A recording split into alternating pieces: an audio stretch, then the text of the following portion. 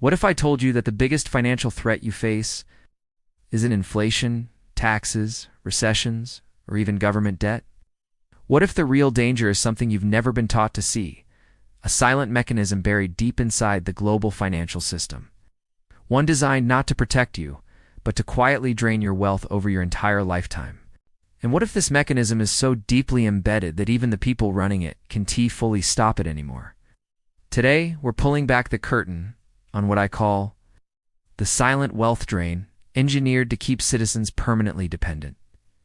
By the end of this video, you'll understand why, no matter how hard you work, no matter how much you save, your money always seems to shrink faster than you earn it. This isn't an accident. This is a system. The hidden foundation of modern economies. To understand how this wealth drain came to exist, we need to go back, not decades, but centuries.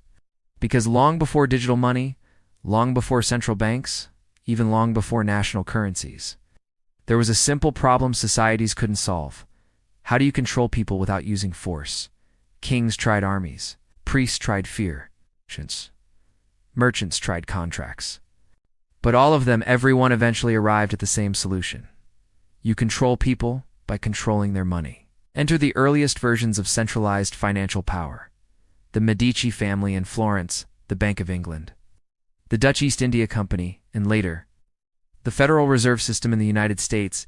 Each of them introduced financial innovations that seemed harmless at first, but quietly rewired how wealth flows. And here's the twist. Every one of these systems shared a single hidden feature. They created more obligations than wealth. And that imbalance is the seed of the silent wealth drain. When money ceased to be real, the origins of today's trap start in 1971. When the US dollar was detached from gold, something unprecedented happened. Money lost its anchor. Up until then, wealth was tied to something finite. A dollar represented a real, limited resource. But the moment those ties were cut, the rules changed. Governments could now create money, digitally expand credit infinitely, inject liquidity into any part of the economy, and on paper, it looked brilliant. Instant growth, endless expansion, crisis avoided. But there was a hidden cost. Every new dollar created stole value from the dollars you already owned.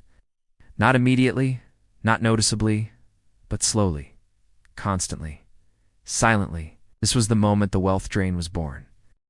The debt web that pulled everyone in once money became infinite. Something else had to rise with it.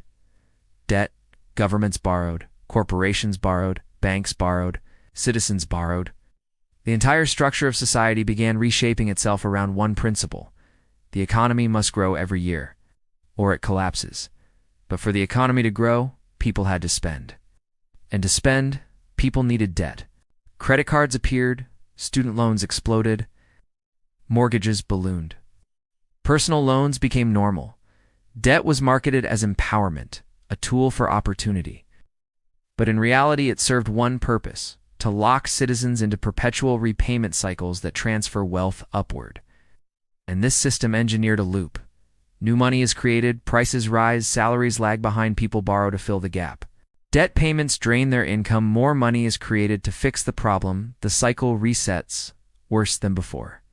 This loop is the economic equivalent of quicksand. The more you struggle, the deeper you sink. When the machine became too big to control in 2008, this system hit its first modern breaking point. The financial crisis exposed what had been hidden for decades. Banks had created more obligations than the real economy could support. But instead of letting the system reset, something else happened. Governments printed more money. Central banks slashed interest rates to near zero. Corporations borrowed at levels previously unthinkable. The wealth drain wasn't paused, it was accelerated. The next breaking point came in 2020. Massive global lockdowns halted production while money printing skyrocketed. Result: prices surged in every sector, savings evaporated, cost of living exploded. Debt reached its highest level in recorded history, and for the first time, millions of people realized. The problem wasn't the crisis. The problem was the system's response to the crisis. Why every attempt to repair the system makes it worse. Here's the painful truth. Every solution governments use to help citizens actually increases the wealth drain. Stimulus payments, they lose value through inflation. lower interest rates. They encourage more borrowing, higher minimum wages. They raise prices across the board, tax cuts. They often benefit the top more than the bottom. Every fix treats symptoms. None address the underlying design flaw. The system must extract wealth from citizens to survive. This isn't corruption. It's not conspiracy. It's architecture. The pattern that keeps repeating. Look around the world today, and you'll see the same pattern. It's U.S. household debt, highest in history real wages, stagnant for 40-plus years savings rates, at historic lows rent, food, healthcare, education, rising faster than income central bank money printing, largest expansion ever recorded. And yet politicians keep insisting that the system is working. But working for who? Because according to global wealth reports, the richest 1% gained more wealth in 2 years than the bottom 99% gained in 20. The median household now loses 40 to 60% of income to invisible drains, inflation, interest, taxes, and rising costs. More than 60% of citizens in developed countries live paycheck to paycheck.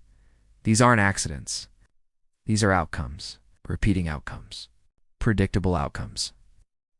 Engineered outcomes. Takeaway 1. Your wealth isn't lost by mistakes, it's drained by design. Inflation, debt cycles, and rising costs aren't random events. They're structural features. Takeaway 2. Dependence creates control. The more citizens rely on credit, subsidies, and government support, the easier they are to manage. Takeaway 3. The only protection is awareness and discipline. Understanding the system allows you to step outside at least partially. We are entering a phase where the wealth drain will accelerate faster than ever before. The next decade will determine who becomes independent and who becomes permanently dependent. The silent system is still operating, still extracting, still expanding. The question is not whether it can be stopped. The question is whether you can position yourself outside its reach.